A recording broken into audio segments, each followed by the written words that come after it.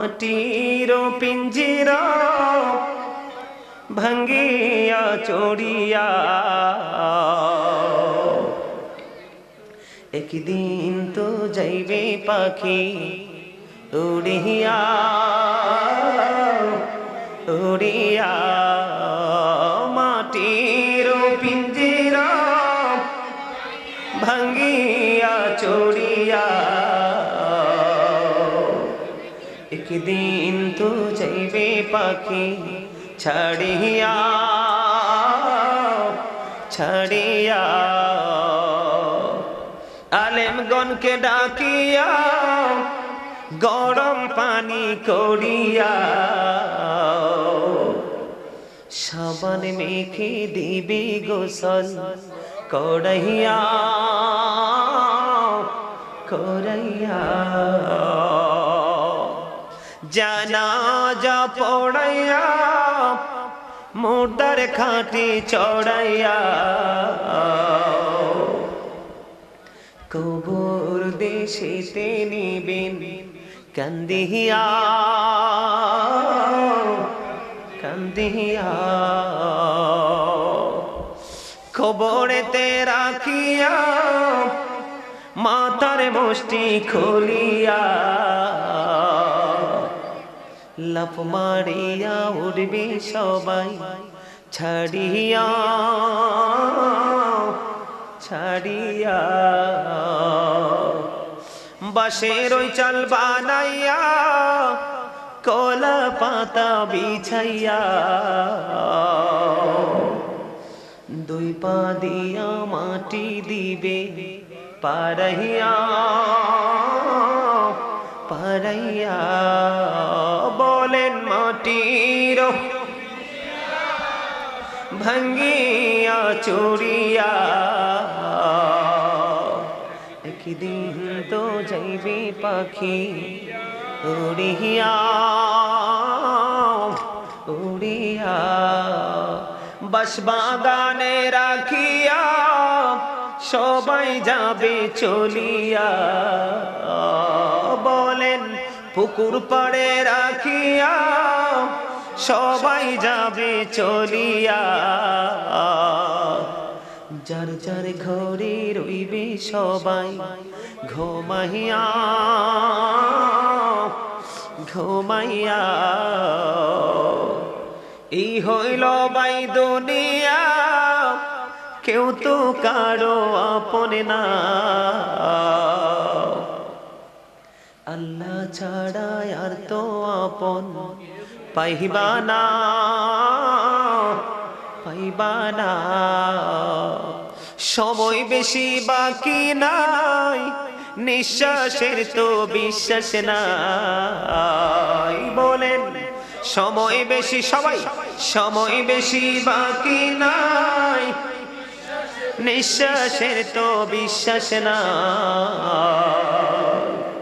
সময় থাকতে গুনাহ মাফ লও চাহিয়া চাহিয়া মাটির ভাঙ্গিয়া চড়িয়া একদিন তো যাইবি পাখি উড়িয়া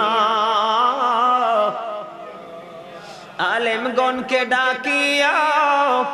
এলেম কালাম শিখিয়া আলেমগণকে ধরিয়া এলেম কালাম শিখিয়া রোজা নামাজ লৌড়ে সাথী বানাইয়া বানাইয়া আল্লাহর জিকির করিয়া জবানে রাখো বিজাইয়া মৃত্যু কষ্ট যাইবে দূরে সরিয়া সরিয়া বলেন মাটির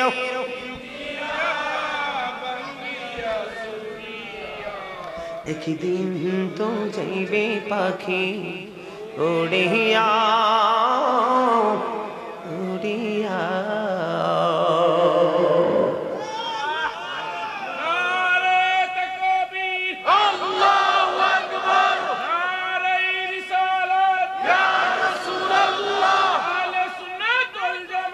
জিন্দাবাদ জিন্দাবাদ জিন্দাবাদ জিন্দাবাদ আহলে সুন্নাত ওয়াল জামাত মাওলানা সুলাইমান আল কাদরি সাহেব জিন্দাবাদ জিন্দাবাদ কোরআনের পক্ষ থেকে লাল গোলাপ শুভেচ্ছা কোরআনের পক্ষ থেকে লাল গোলাপ শুভেচ্ছা ফুল পাইয়ে গেছি আলহামদুলিল্লাহ কোন আরো জোরে মহব্বতে ফুল ভালোবাসা না এমন কোন মানুষ দুনিয়ায় আছে আরো জোরে বলেন আছে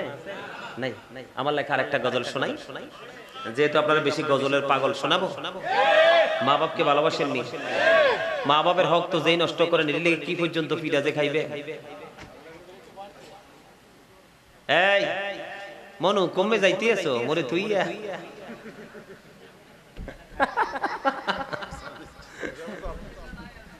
আরে না থাকলে কইছে বাসা কই দিকে দোষ আছে মনি কোনায় যাও হইছে নি এই হাতনে কোনায় চলি যা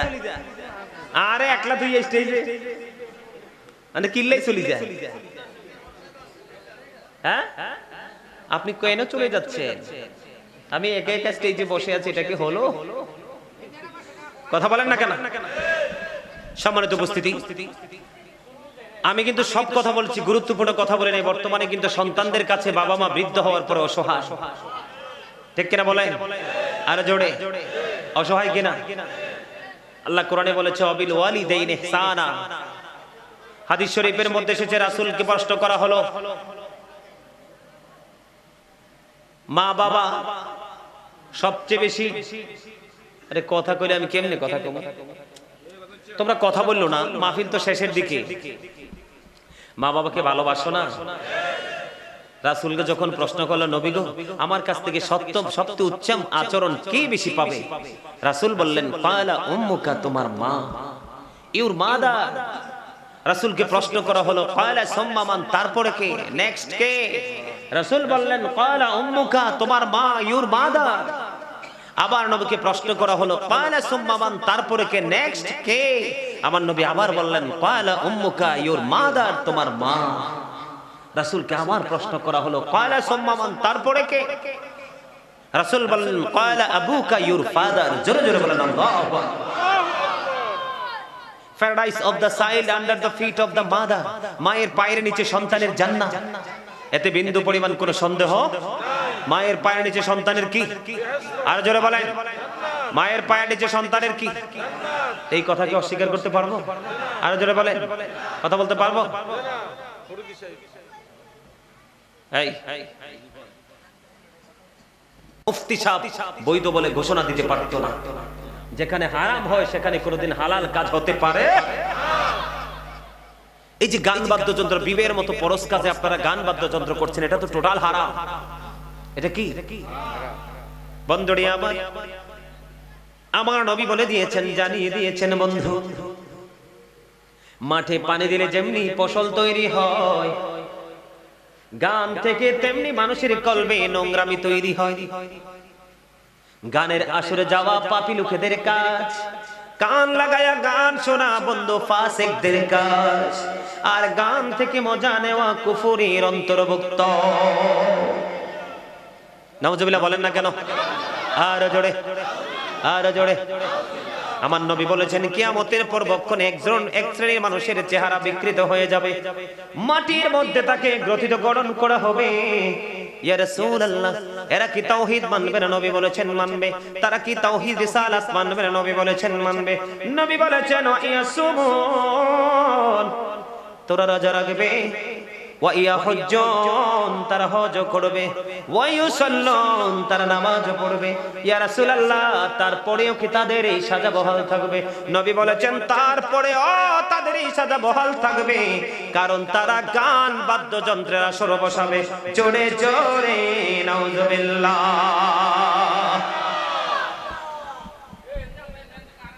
কথা বলেন না কেন আরো জোরে বলেন তাহলে গান বাদ্যযন্ত্র করবে গানের আসরে যাবে মোবাইলে হোক টিভিতে হোক বাড়িতে হোক ঘরে হোক কোন জায়গায় কিন্তু গান একটু মৃত্যুর কথা ভাবতে হবে কি করতে হবে আল্লাহ রাব্বুল আলামিন বলেছেন বান্দাকে আল্লাহ ধরবে খুব শক্তভাবে হিসাব নেবে খুব শক্তভাবে বাঁচতেও পারবো না মরতেও পারবো পালিয়ে যেতেও কথা বলেন না কেন? বাস্তব জীবন। আপনারা আবদার করেছেন আমি একটা গজল গাইতে, একটা গজল গাই। আমার খুব পছন্দের গজল এটা, একটু শুনবেন?